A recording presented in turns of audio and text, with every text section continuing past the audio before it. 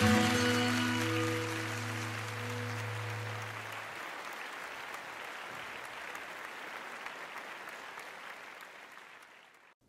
is a laboratory for entrepreneurship in Berlin. Our guest this evening is Professor Frithjof Bergmann, who is famous about new work, and he was the first one who was predicting that we have tremendous unemployment problems, and he has spent almost a lifetime on giving ideas and inspiration about this problem. So, Frithjof, you have been in Russia recently, and you have given a number of lectures in Moscow and St. Petersburg on new work. What is the latest developments there? Well, the latest development, actually, the Russians define in very concrete and specific terms. A great deal of Russian industry and business was erased, was wiped out, is so to say, leveled to the ground. And there are strong similarities between the experience of Eastern Germany that one remembers, very well, and yes, and what has happened in Russia, but in a much more drastic way. Concretely, I looked and looked and looked to see a Russian car. And the only Russian car I saw was, I think, 18 years old or something like that. Everything else was Mercedes, BMW, Volkswagen, but also Chrysler and Ford and GM. But the way they define it is interesting, because they don't define it as the end of Russian industry. They say the great problem is the small towns in Russia. And there are thousands of these small towns that really are in a dilapidated and virtually extinguished state. I mean, they vegetate. You can see the people, they are exhausted and tired and terribly depressed and poor, and the towns look as if nobody has painted anything for decades. And I was asked after Moscow and after St. Petersburg to go to a very famous small town, which is called Pikalevo, and Pikalevo has been singled out to become a model of what Russia can do with the problem of small towns.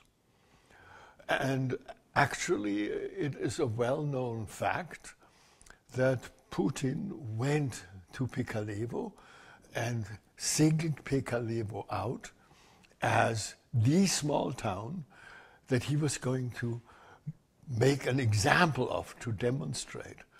So I was asked, but maybe you want to interrupt me. No, okay. I was asked to go along with somebody who's in Russia extremely well known, a man named Gleb, who has written pamphlets, who has a great deal of experience with villages and towns, in, one could say, in revitalizing, in resuscitating, in bringing back to life places, towns, villages that have virtually died. And so we were there together.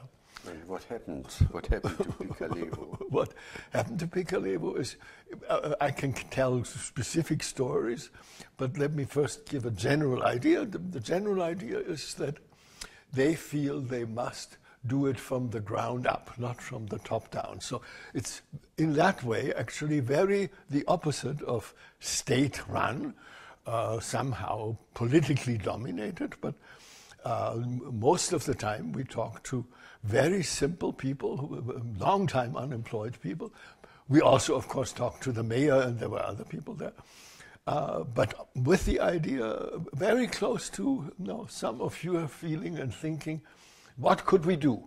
What would be a possible enterprise for Pikalevo? And among other things, as an example, they had never heard of sweetwater shrimp. Now, I happen to know about sweetwater shrimp. I don't know how I ran across that, but there was somebody who was raising fish and he had trouble with the market for fish. So I suggested, why not sweetwater shrimp? We suggested quite a number of other things, but what I want to mention to give an impression is that, now these are all what in German are called Plattenbauten, and I think there is no other word for it. I mean, these are project houses in English. They're all made out of cement and prefabricated. And they look really awful. So one suggestion that I made was to paint them, to paint the whole town in as many possible colors as they could possibly think of, and if possible to relocate a paint factory into Piccalebo as part of this endeavor. And on top of that, to play, because I really have a very strong feeling about Russian music. It's so dreary, to put loudspeakers in all the squares and play great Russian music and have the painted houses and then start all sorts of small businesses. I will tell one story that is somewhat different. This was a little funny because I explained, and there were many people and officials, and I explained that we are now experiencing, and I used the word, a revolution in manufacturing. The problem was that the translator didn't catch the word manufacturing, and in effect said, there will be a revolution. And I said with somewhat flamboyantly, and this revolution will start in Piccalebo and sweep across Russia. And all they heard was that a revolution would start in Piccalebo. So people thought, oh, this American has come to create a revolution against Putin. And so the interesting thing was suddenly everybody froze. There was a dead silence and people walked out because they didn't want to be associated with that. But then I explained, it's manufacturing, not political. But by the way, Putin, of course, is something of a theme there. So how did you deal with that problem? I'm glad you asked that, because Russia in many ways really was profoundly surprising. And of course, I asked lots and lots of questions, and I can quote to you literally. I said to people, well, what about Putin? And people said, he's not the issue. He's not the issue because getting rid of the dictator is not the answer to our problem. We have seen that in Egypt, we have seen that in any number of North African countries. You can get rid of a dictator. The question is, what do you do afterwards? And in the case of Egypt, it's especially clear that if you don't know what to do afterwards, what comes after the dictator may be worse than what you had before. So I was very surprised that people said, never mind Putin. He was very useful because people in the 90s were actually killing each other in the street. And we needed somebody like Putin to stop the killing in the street. And he did that. But now he is unimportant. People, I should probably qualify that. Unimportant is too much of a word, but his popularity has declined, would be an exacter way of putting it. And it has in part declined because he now has been president for quite some time, but the real material situation has not improved. Would you talk about poverty? Would you say Russia is in a state of poverty? Oh, extremely so. Extraordinary so. I quote to you, so I'm not saying this is literally true, but of course I asked at one point, how many people in St. Petersburg have trouble meeting the next of the month? And the answer was 90%. I don't know whether that is literally true, but if you look, it could be true. But that's only one dimension. St. Petersburg and Moscow are incredibly impressive cities, beautiful architecture, gorgeous, and also the faces of people are marvelously reminiscent of Dostoevsky and Gogol. But it's not representative for whole of Russia. No, and actually poverty, that's why I said that, poverty in Moscow is very high. Yeah. Yes. But if you sit in a train, and they put me into the best train they had, It's incredible. You go for hours and hours and hours, and you see only villages that actually have collapsed or are deserted or are antiquated, but there is hardly any life. There is no Potemkin nowadays who no. decorates it No. for this. No. You see what's really there. True. I see. Yeah. So, what about innovation? Well, again, thank you for asking that question, because I think that's remarkable and not that well known in the West. That is, in Russia, it is perhaps most clear, but I've been in many other countries, and it's also fairly clear in many countries. But in Russia, people take the view that we need something different. We cannot go on as we have been going. We cannot get this problem of poverty under control in the so far accepted way. And of course, the accepted way has to do with the group of oligarchs who exert a tremendous amount of power is really the word. So what they are doing is, I think, again, close to some of your hopes and spirits. It's the English word is the right one. It's bottom up. It's grassroots. It's to work from the bottom, not the opposite of what one would expect from Russia. Not top down, not the state, not the government, not the oligarchs. There is some influence from the oligarchs. But on the whole, it's really an effort to say, okay, let's work with the people. And in your language, one would always say, let's try to make as many people who now look depressed and exhausted and paralyzed, let's make entrepreneurs out of them. Yeah. Frithjof, everybody talks about bottom-up approach in development aid as well as in entrepreneurship. So talking about bottom-up is one thing, but really seeing it work is another thing. Do you have any indication that there is really something that works bottom-up? Well, that is now a very powerful question, and of course you know a great deal about that, and the answer isn't that simple.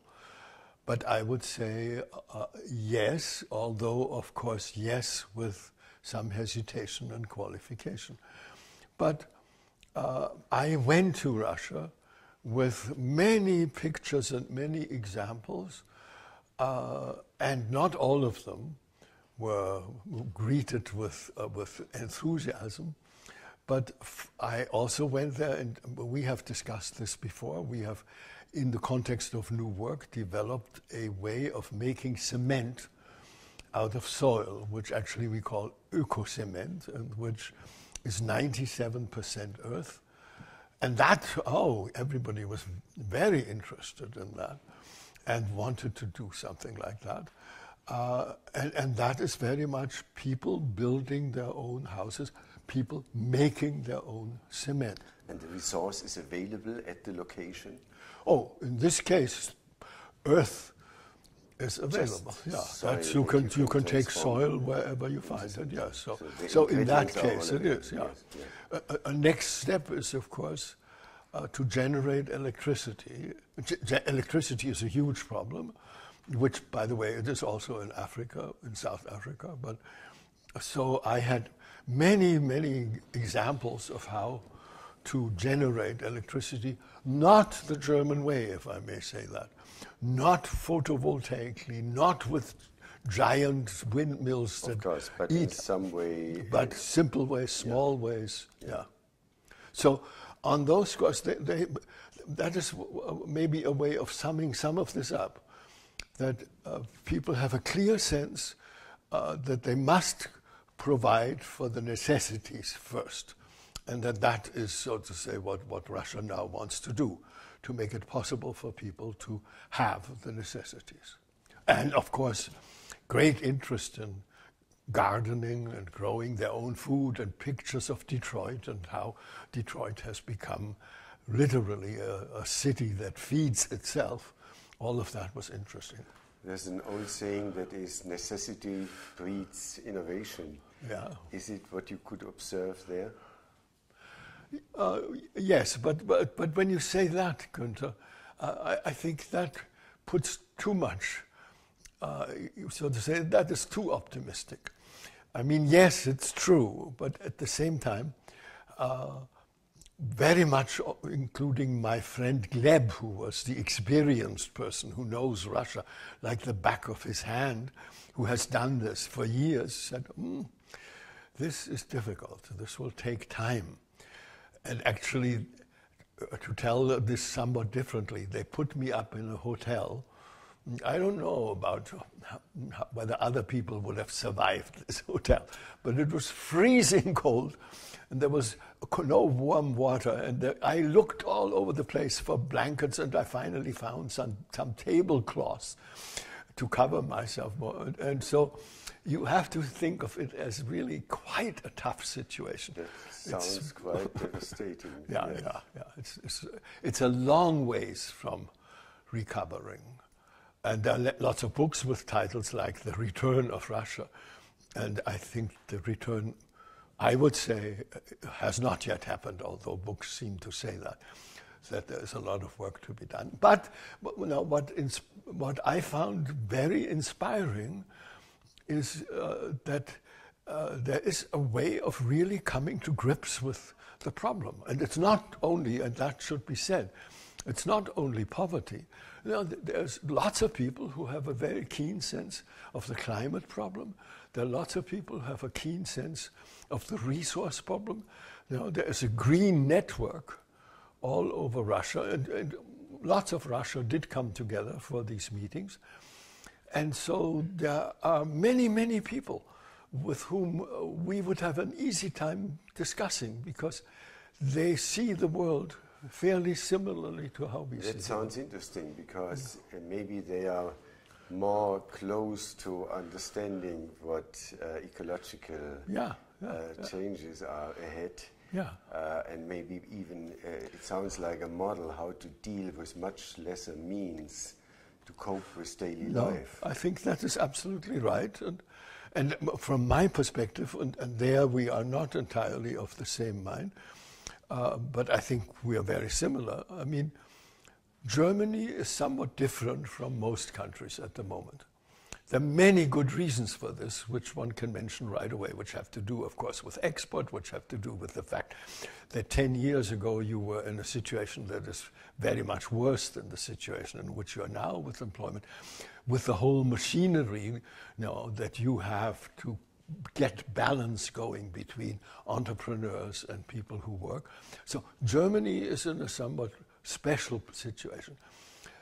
As somebody who travels a lot, which I do, I would say that not only Russia is different, but Brazil is different, Argentina is different. I mean now, from what I just said about Germany, that of course France and Italy are very different from that. In Spain, people talk about the fact that young people are roughly 50% unemployed. So the mood in many countries is very, very different, understandably, from the mood in Germany. And in Russia, what I liked about Russia is that the Russians say, we will do something about it. And which the Spaniards and the Italians and the Greeks do much less. They have a lot of fight in them, Frithjof, thanks a lot for that insight into your Russian experience. Thank you so much for giving me the opportunity to talk about it, especially to you. So thank you very much. Thanks a lot.